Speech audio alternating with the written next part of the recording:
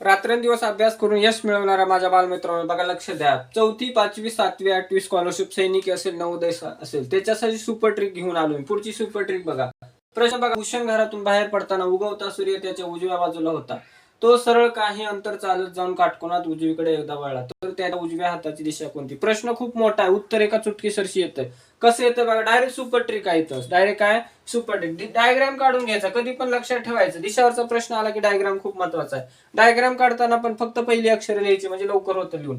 उत्तरेचा इडिलिंबू पुन्हा आणूया, दत्ताचा नैवेद्य परत वाटूया. हा झाला डायग्राम. फास्ट काढायचा, प्रश्न वाचायचा बघा, एक एक मुद्दा सोडवायचा, घाई करायची नाही. भूषण घरातून बाहेर पडताना उगवता सूर्य त्याच्या उजव्या बाजूला होता, म्हणजे तो कुठे असणार? उत्तरेला असणार. हे लक्षात घ्या. कसं उजवी बाजू डावी बाजू मी सांगितलं, घड्याळाची दिशा उजवी बाजू, हे लक्षात ठेवा. म्हणजे उत्तरेला आहे. कुठे आहे तो? सरळ काय अंतर जाऊन काटकोनात उजवीकडे वळा. उजवीकडे म्हणजे परत तो काय झाला? पूर्वेला गेलाय. परत काय बघा, तर त्याच्या उजव्या हाताची, परत त्याच्या उजव्या हाताची, म्हणजे ही दिशा कोणती आली? दक्षिण. किती सोपं आहे बघा. झालं उत्तर.